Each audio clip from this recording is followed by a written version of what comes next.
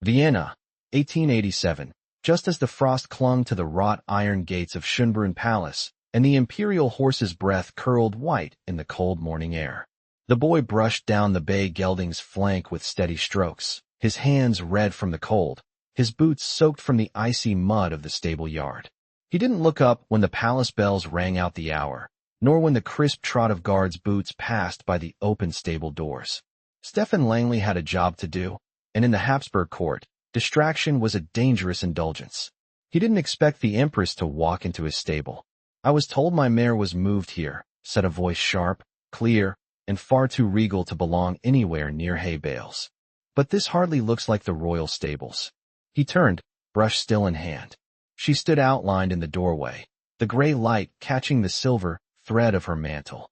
Her gloves were cream suede, her riding habit deep green velvet, and her face he blinked was younger than he expected.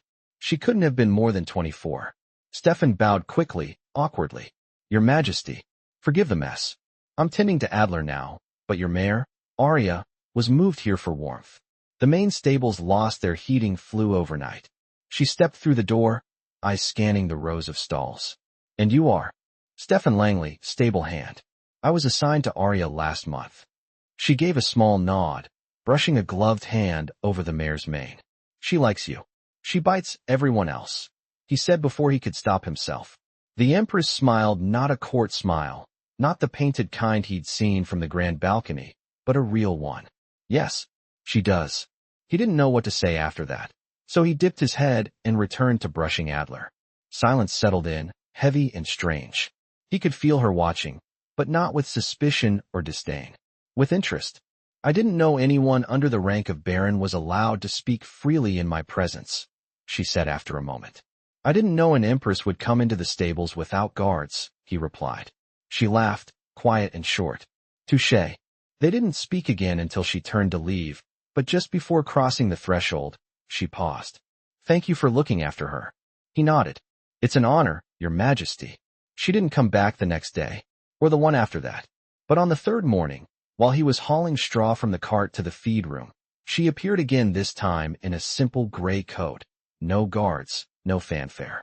"I thought I'd ride today," she said, "if the snow holds off." He dropped the sack. "Of course. I'll saddle Arya." By the fifth visit, they spoke as equals, at least inside the stable walls. She asked about his upbringing, Yorkshire, orphaned young, sent to Vienna by a distant uncle who worked as a groom for the Hungarian cavalry. He asked about her horse's strange gait, a sprain 3 winters ago, never quite healed. She never spoke about the court, and he never asked. One morning, as he adjusted Arya's saddle, their hands brushed. She didn't pull away. Neither did he. She mounted without a word, but her cheeks were pinker than the cold could explain. By February, the palace gossip had begun to hum. Not about Stephen, they didn't know his name, but about the Empress's newfound habit of disappearing from her apartments for long stretches, always returning with a wild flush on her face and straw clinging to her hem. On a gray Sunday, the Archduke, her cousin and heir presumptive, cornered her during a formal tea. "Daphne," he said, voice low, "I hope you're not doing anything foolish." She raised her chin. "I'm not." He leaned closer. "The court watches. You know that." "I do." That evening, she slipped through the servant corridors and found Stephen in the feed room, elbows deep in oats. She didn't speak right away. He looked up, startled, then wiped his hands on a cloth. "Your Majesty." "Stop calling me that," she whispered. He stood still, heart pounding. "What should I call you?" She stepped forward. "Daphne." His voice dropped. "Daphne, you shouldn't be here." "I know," she said. He moved closer, slowly. "If they find out." "They won't." Their hands met in the shadows between sacks of grain and saddle oil. Her fingers trembled. His breath caught. He leaned in, barely an inch between them. But the moment shattered with the sharp snap of boots on stone. A guard's voice echoed from the hall. "Your Majesty?" She froze. Stephen pulled away as she turned, smoothing her coat. She opened the door, voice calm. "I needed a moment. I'm coming." When she left, she didn't look back. The next morning, he was summoned to the palace steward's office. "You've been reassigned," the man said flatly. "You'll report to the outer stables in Luxembourg. Effective immediately." Stephen stared at him. "Why?" The steward didn't answer. That night, Before he left the Schönbrunn grounds, a boy slipped him a folded scrap of paper. No seal, no signature, just a hurried scrawl in a hand he now knew well. Come to the glass house at midnight. Please. He waited until the guards changed shifts, then crept through the orchards. The glass house loomed ahead, tall and dark, its iron ribs fogged with cold. She was already inside. I didn't know if you'd come, she said softly. I didn't know I could. She turned toward him. They want to ship you out. I know. I can stop it. Don't, he said. They'll turn on you. She stepped closer. They already have. He didn't ask what she meant. He didn't care. He cupped her face, rough palms against her chilled cheeks, and kissed her soft, then fierce, then not soft at all. She clung to him like she'd fall without him. He pulled back, breath ragged. I'll leave if you tell me to. Her eyes filled, but she didn't blink. I won't. Then she reached into her coat and pressed something into his hand. A key. To the west gate, she said. It's unguarded from 2 until 3. He stared at it. You want me to run? I want you to stay. But if they force you out, I want you to come back. I will, he said. For you. She nodded once and slipped away before the frost could crack under their feet. When the guards came for him the next morning, his cot was empty. Only the horses knew where he'd gone. The train hissed like a wounded animal as it pulled into the Laxenburg station, its wheels shrieking against the frost-laced track. Stefan stepped down with a canvas satchel slung across his shoulder, his coat too thin for the forested chill that clung to the southern outskirts of Vienna. The air here smelled of pine and damp stone, and the stables were quieter, older, built long before Schönbrunn had become the imperial jewel. He reported to the head groom, a man with a crooked spine and a voice like torn parchment. No questions were asked, only instructions barked in quick German. He was assigned to the lower paddocks, where the lesser breeding mares were kept, far from the main house and farther still from anything gilded. Nights were long in Laxenburg. The oil lamps flickered weakly against the wind, and the silence pressed in like a second coat. Stefan kept his head down, worked until his fingers cracked, and didn't speak unless spoken to. That first week, he caught sight of no one beyond the stable staff and kitchen boys. Then, one evening, as he hauled water from the well behind the feed shed, a figure stepped into the lantern's fringe. I didn't know if you were here yet, Daphne said, her breath clouding the space between them. Stefan dropped the pail. The sound rang out like a cannon. How? I have eyes still, she said, and friends who owe me favors. She lifted the hem of her cloak enough to climb over the frost-hardened step. You didn't use the key. I couldn't risk it. They were watching the corridors. I waited until they thought I'd already gone. She glanced at the pail now lying on its side, water soaking into the frozen earth. You should be careful. It's harder to vanish from here. I'm not hiding, he said. Just waiting. For what? Permission to return. Her eyes searched his face. You think it'll come? Not from them. She didn't answer. Instead, she reached into her cloak and drew out a folded cloth. Your hands, she said. They're bleeding. He hesitated, then let her take one. She wrapped it carefully, her fingers warm against his skin. You shouldn't be doing this. And yet, she murmured, tying the knot gently, here I am. He held her gaze. You're risking everything. I already did, she replied. The rest is just consequence. They stood in silence, the wind threading through the trees around them. Finally, she stepped back. There's a chapel near the south wall. No one uses it since the court moved for winter. I'll be there. Tomorrow. At dusk. He didn't ask how she would get past the guards, or how she'd explain her absence. Some things were better left unspoken. When she disappeared into the trees, it felt like the light went with her. The next evening, he found the chapel door half open, the scent of beeswax and stone lingering in the air. Candles flickered along the altar rail, casting long shadows up the carved wooden saints. She was already there, seated on the front pew, her cloak discarded, her hair loosely pinned beneath a small lace veil. She didn't turn when he entered. I used to come here as a girl, she said, when my father brought us to Laxenburg for summers. I like the quiet. He sat beside her, the old wood creaking under his weight. It's still quiet. I needed to think. What about? How to make this real? She looked at him now, her eyes steady. Not just stolen hours and hidden doors. I want something more. He swallowed. You know what that means. I do. They'll fight it. I'll fight harder. He turned toward the altar. They'll say I'm using you. Then I'll remind them I have nothing to be taken. My marriage is a formality. My title keeps me caged. You're the only thing I chose. He reached for her hand, their fingers tangling in the half-dark. If we do this, we do it fully. No lies. No half-steps. She nodded.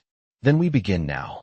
They knelt together before the cold stone altar, not in prayer, but in quiet understanding. The candlelight caught in the curve of her cheek, the line of his jaw. Two figures in the hush of a forgotten chapel, beginning something fragile and impossibly brave. When they left, they did so separately, but they walked out with the same rhythm in their steps. That week, Stefan began receiving small deliveries, better gloves, lined with fine wool, an extra lamp for his quarters, a book of German poetry with no inscription but a pressed violet tucked between the pages. He answered not with words, but with actions. He brought Aria's blanket to the Laxenberg stables and left it draped over the fence near her old stall. He repaired the broken lantern near the old chapel with wire and oil he'd bartered for. Each night, one of them found their way to the chapel. They never spoke of the future, only of now, of the smell of pine in her hair, of the way his voice dipped when he read aloud, of the small ways they were learning each other's silences. And then, one crisp morning, a rider arrived from Vienna bearing a scroll sealed in red wax.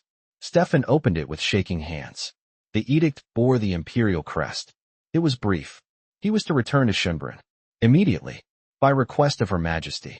That night, in the chapel, she waited with a lantern burning low. They agreed, she said. But there's a condition. What is it? You'll have a new title. A fabricated lineage. It's not real, but it will shield you. They're calling you the son of an old Bohemian line. I had to bend the truth until it snapped. He took a breath. Why now? Because I need you beside me. Not behind. Not hidden. He stepped forward. Then let them call me whatever they like. As long as I'm still yours. Her hand brushed his sleeve. You'll arrive tomorrow as Herr Stefan von Langenfeld. He let the name settle across his shoulders like a new coat. And you, Daphne?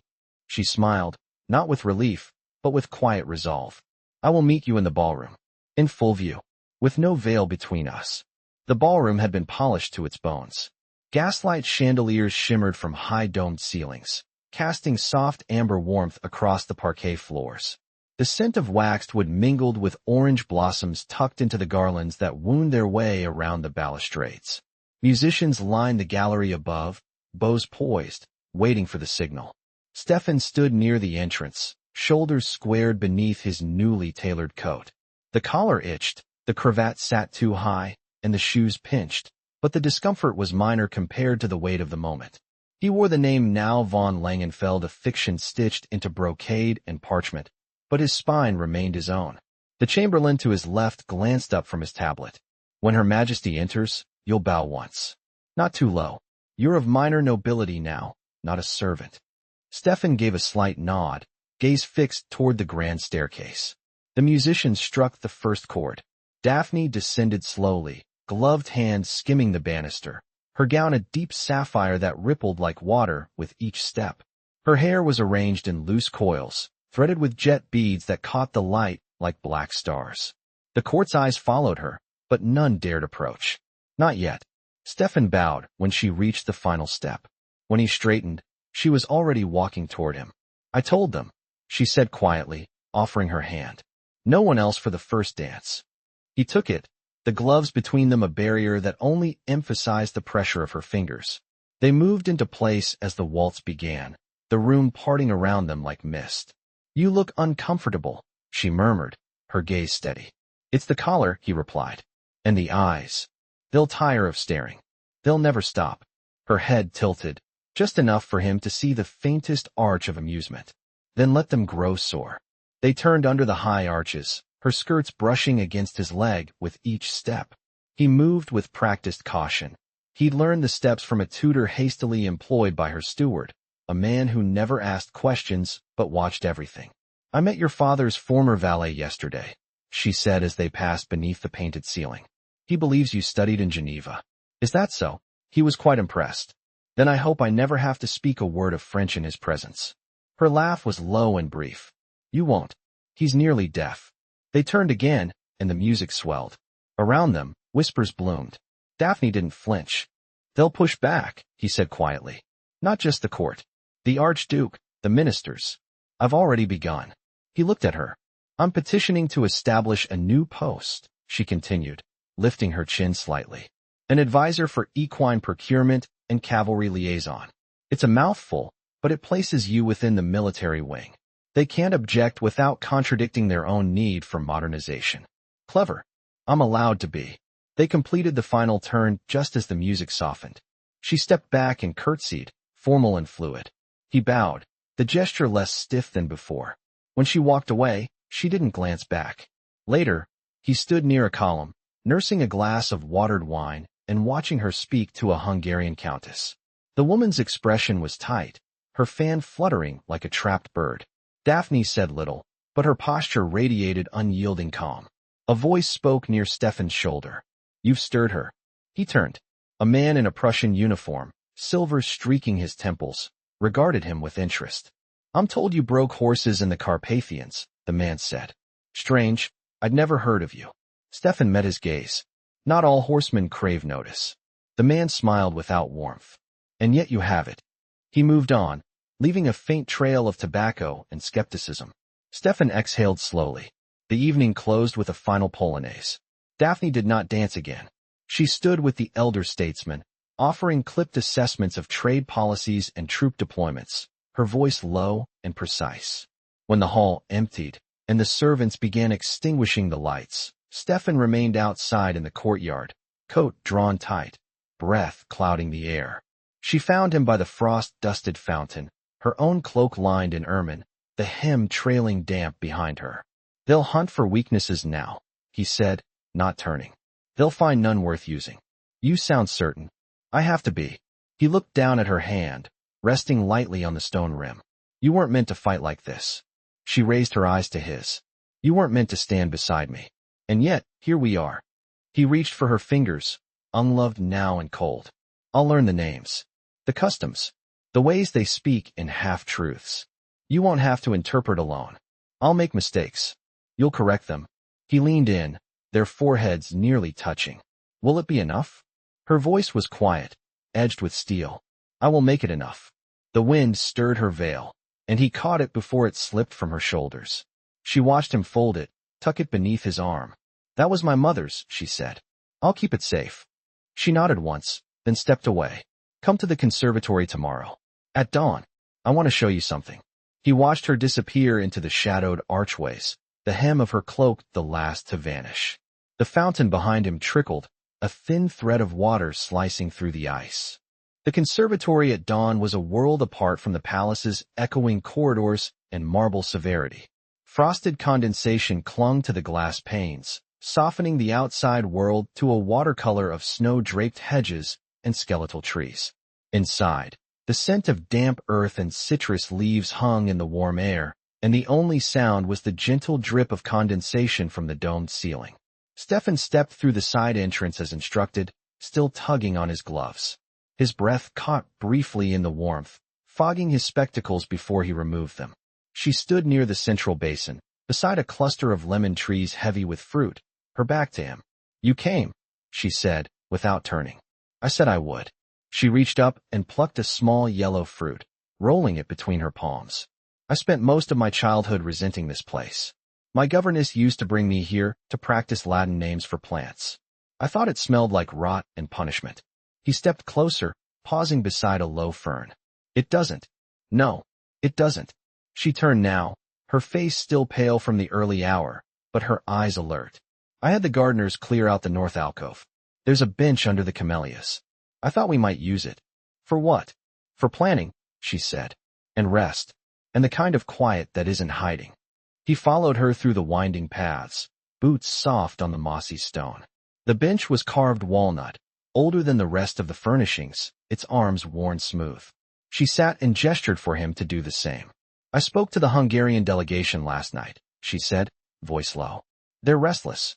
The rail tariffs have them looking toward the empire's fringes. That sounds like trouble. It is. But it's also opportunity. They want someone familiar with cavalry supply.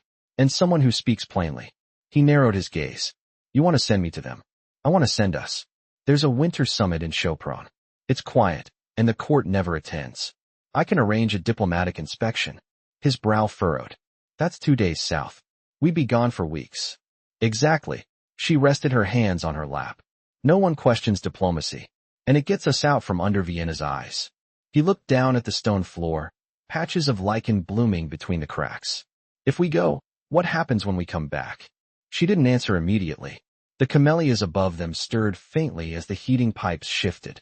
By the time we return, she said, I want to have secured the necessary signatures. The new advisory post, the title, the household permission. I've begun drafting the letters. You're gambling a great deal. I always have. The difference now is that I'm not alone. He leaned forward, elbows on his knees. You trust the Hungarian ministers? No, but I trust their ambition, and their need to outpace Vienna's chokehold. A small brown bird darted through the glass roof, wings flashing briefly in the light. Stefan watched it vanish into the greenery before speaking. Then let's go. She nodded once, brisk and assured. We leave in 4 days. I'll have uniforms sent. He glanced at her, then smiled. Make sure mine actually fits this time. She didn't smile in return, but her eyes brightened. We'll stop overnight in Graz. There's a monastery there that keeps excellent records.